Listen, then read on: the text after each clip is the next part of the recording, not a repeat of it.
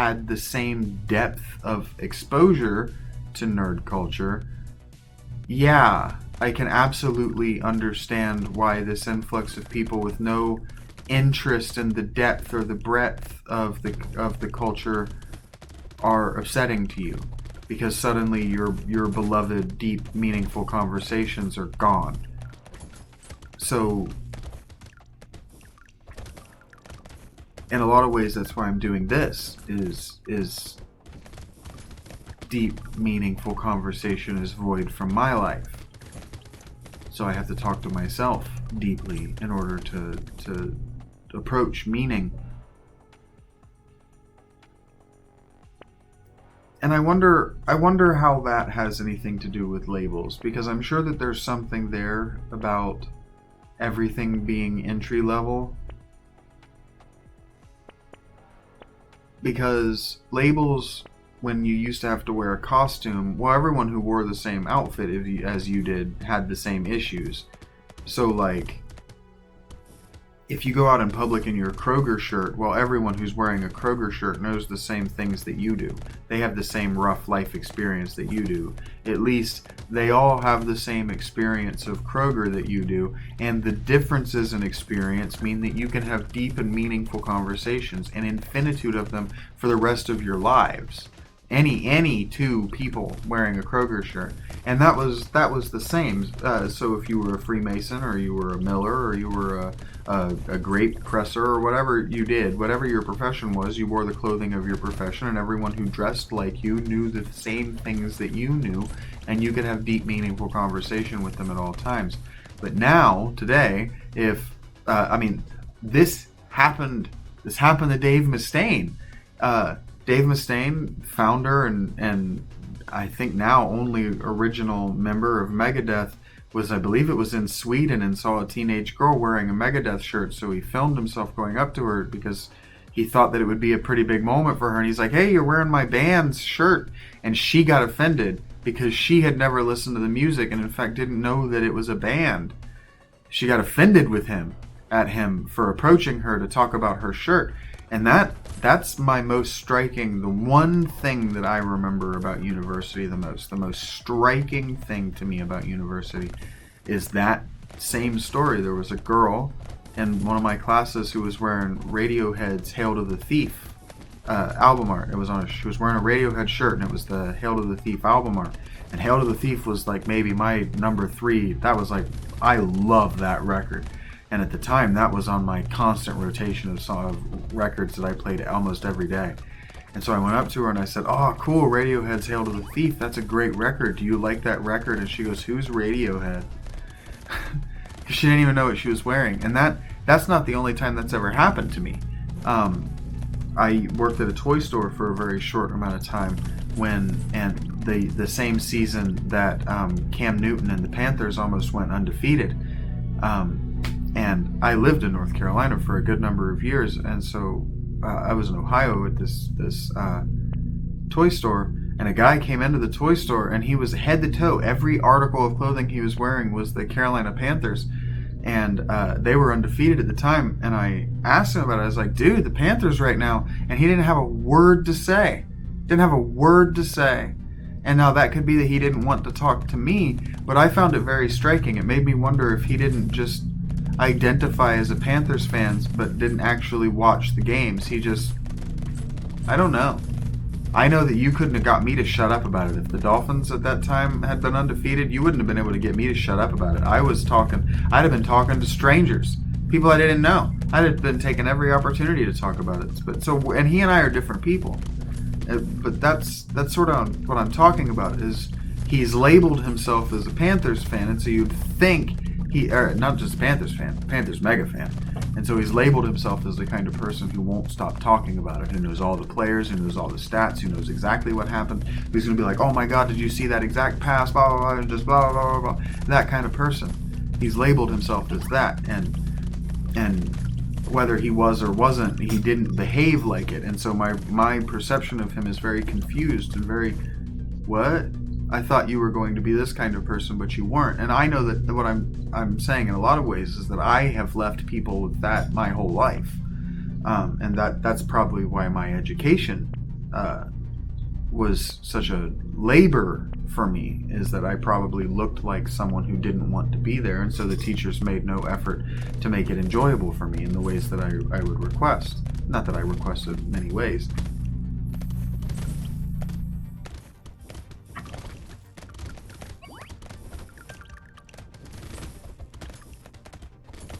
So I don't know. I know that I used to think that labels were bad, full stop. But I don't know what I know about labels right now. I am sure that one second. My fish tank's air pump because it's so loud, and of course my neighbor decides to mow, so turn the fish tank's air pump on. The audio on this is probably busted. So, I guess I've always thought that labeling yourself was just bad. I've always negatively value judged that, and I've always negatively value judged labeling other people, except as like asshole or, broadly nice, right? Except for people who fall into labels, categories of being. And I was also raised at a time when you weren't, when stereotyping was first becoming, I should say, infamous, unpopular, where it became popular to preach against stereotyping. So labeling in that way, and it's very strange to me that we have the opinions that we do about stereotypes, but then we also so happily flock toward stereotyping and being stereotyped. It's very strange to me. It's always been strange to me among black people, among my black peers, that they want to be, they don't want to be stereotyped as black, but they want to be labeled as black. It's very strange to me. It's like, well, are those distinct? Can you be stereotyped as a thing? Can you be labeled as a thing and not stereotyped? So let's talk about what the definition of a stereotype is. A stereotype is the original name for a Xerox, so a copy. So when you're stereotyping someone, you're printing a copy of them, and you're saying you're a copy of that. And so when you stereotype someone, you take away their idiosyncrasies and you take away their exceptions. You fasten them, in other words, to a rule. Well, how's that different from labeling something? Doesn't labeling it? Don't you label mass-produced products a stereotyped product? Isn't that what a label does?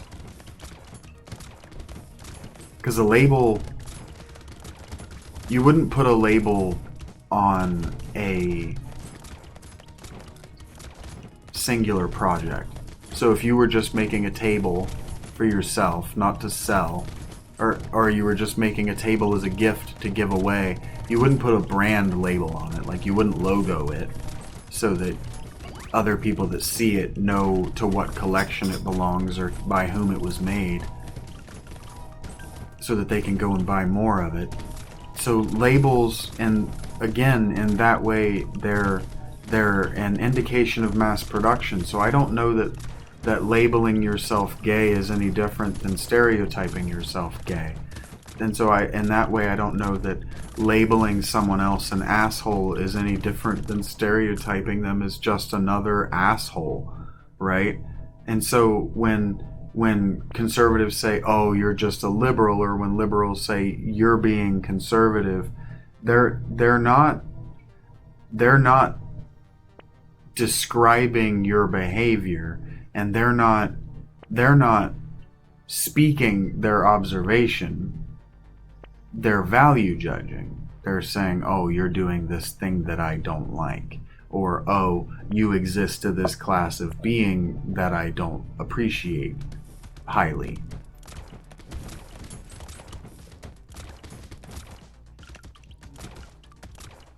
I don't know what that means.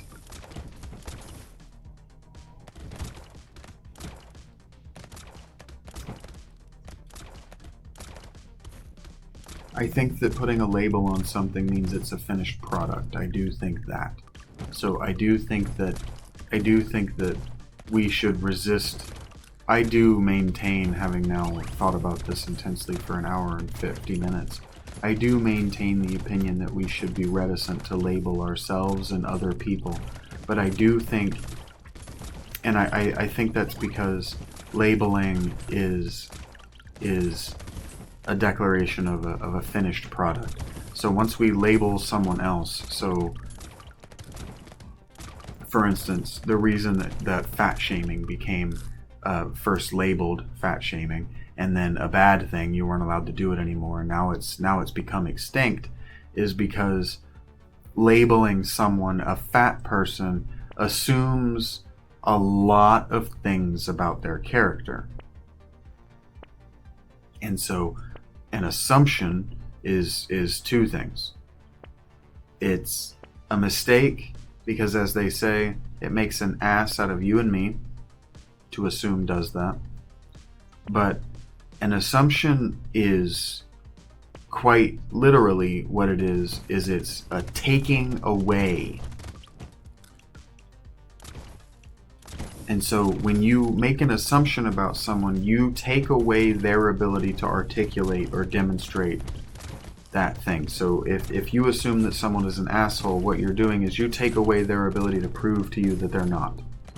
Right? So assumptions are not good. And so I don't know how an assumption and a label are different. Because when you label someone, you make the assumption that that label is the finished product of your observing of your observation of that person. And so in a lot of ways, labeling another person or even labeling yourself is a declaration that you're done doing the work of observing. And so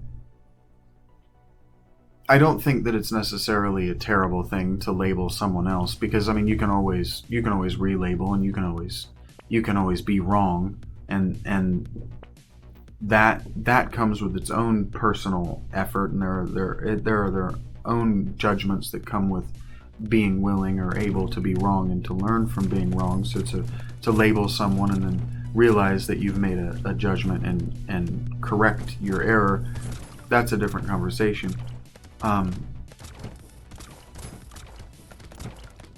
The more dangerous thing is assuming that you know anything about yourself. So labeling yourself in any kind of way, especially as a teenager, and I know I'm not talking to teenagers, not specifically, but to be a teenager and assume that you know yourself well enough to attach yourself a label is very dangerous.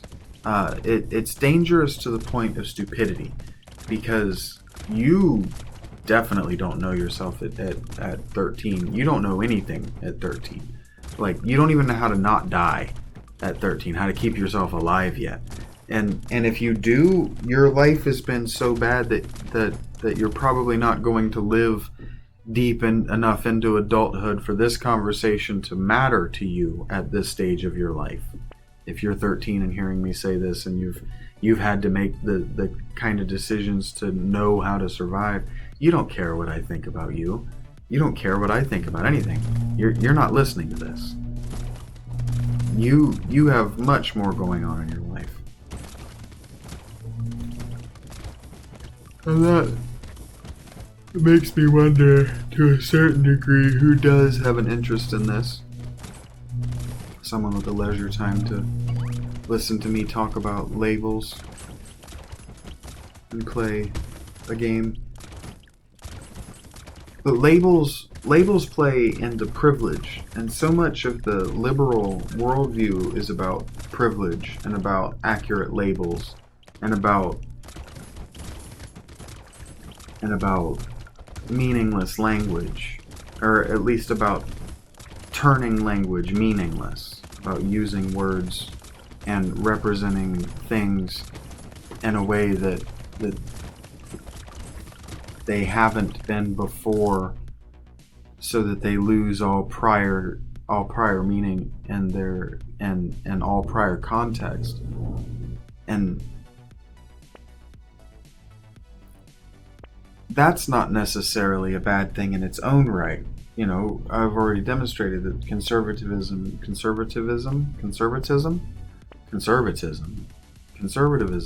is hard to say, but whichever one of those words is the correct one, is about remaining the same in defiance of changing circumstance.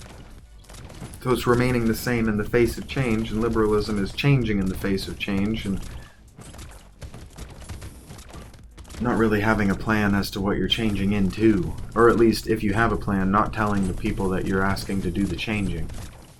Which leads me to labels, and leads me back to labels and the danger of the label. So, you know, if you're a guild member and the guild changes, but you remain a guild member, you know, it does change how the world perceives you, right? So,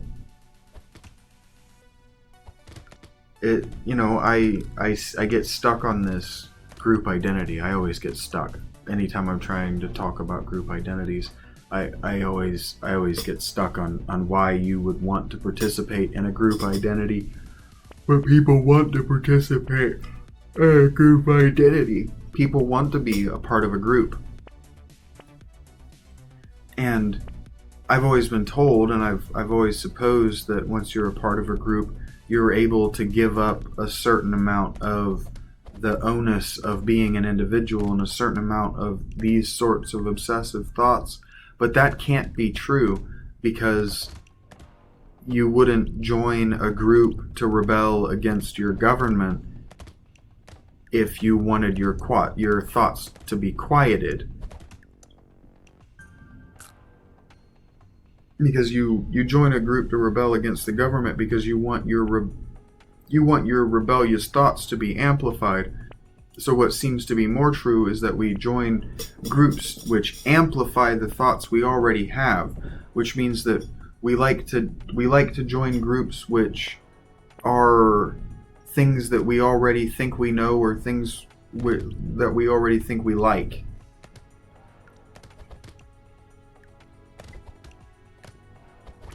And so, if labels are aspirational, they're an aspirational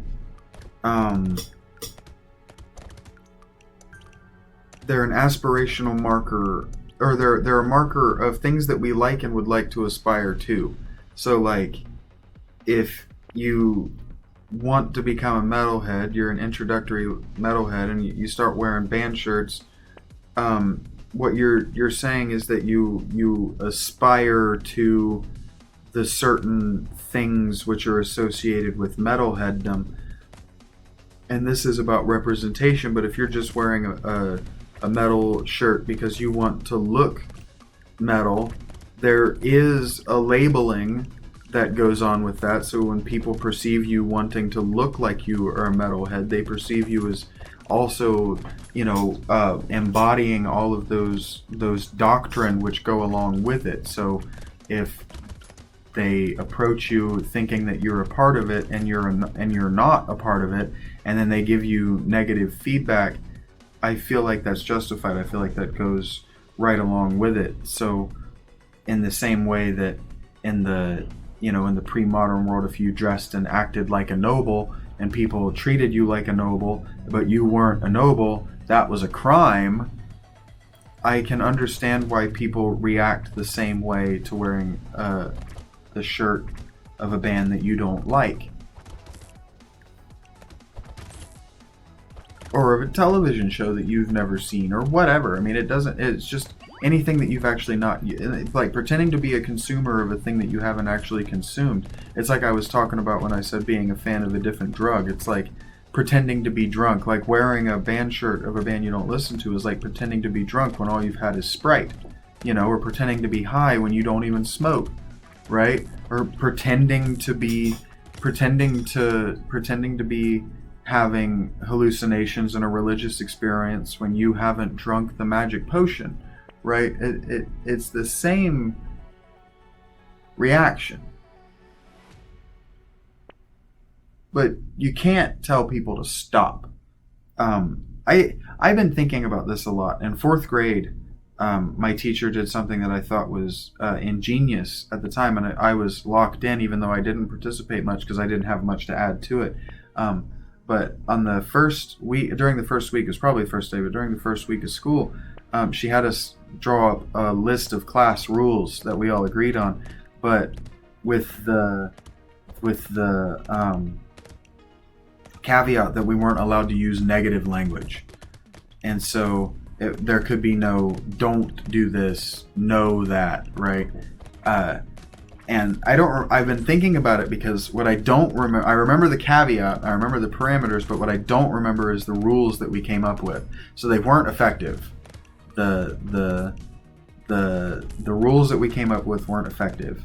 But the lesson was that there are two ways to approach a problem. There's you can approach the problem from a negative or from an affirmative. And now, I never thought that she was a particularly affirmative teacher. She didn't like me very much. I liked her better than the other teacher that we went to see. Because we would go and see another teacher for 2 class periods to prepare us for high school, for middle school or whatever, whenever you first start changing classes. Because we did a little bit of class changing in 6th grade. And so the story I'm telling is actually not in 4th, it's actually in 5th grade. But I think a lot about that, about affirmative rules rather than negative rules. And I'm at 2 hours and 2 minutes, and I don't really know what that has to do with labels. But I think that maybe a label is trying to affirm something. It's trying to affirm your place in the world. And if you're not what's under the label, and you're not aspiring to it, I guess the question becomes, what are you? And something that I keep approaching right about now, actually. It keeps happening right about the 2-hour mark, is collectivism versus individualism, and how much you should really sacrifice to the collective, and how hard you should lean into being an individual. And we're back there with labels, because how much is a label, how much are you labeling yourself as an individual, and how much are you labeling yourself as part of a group, and how much does each matter? And even if you're labeling yourself as part of a group, if you're labeling yourself as part of a group that's not popular in a city, like if you're labeling yourself as a conservative in a largely liberal community, or vice versa, or if you're labeling yourself as a Hell's Angels in a small church community, right? Like, people care about these things. Now, I never did. I did, though. I always thought that I didn't, but I can very clearly remember there was this 45-year-old dude that came into my gas station once. He was wearing skinny jeans and he looked ridiculous. And after he left, I turned to the woman beside him and I said, I feel like there's got to be a hard age limit on skinny jeans, right? Because his jeans coded him as somebody that thought he was still 20. But what I didn't know, and what she probably did know, is he might have been in a band. And so that wouldn't have been inappropriate for him to be wearing skinny jeans, because he's just got off stage in a band, and chicks like to see dudes' skinny legs, even if they've got big, ugly pot bellies. You can hide that behind a guitar, and that might have been exactly why he was dressed the way he was dressed. So we, thinking that we can uncode people from their labels at a glance. Even I do it wrongly. And so maybe, I don't know, because I don't want to tell you how to think. I don't want to tell you what you should do, and I don't want to tell you what we ought to do, and I don't want to say. I don't want to say those kind of things. I know what I did, and I don't think that I should stop resisting labels, but I also know that I need to be aware that other people find labels useful and will find a person who doesn't, or who resists labels, tedious and unwelcome. And being tedious and unwelcome is how you get yourself killed.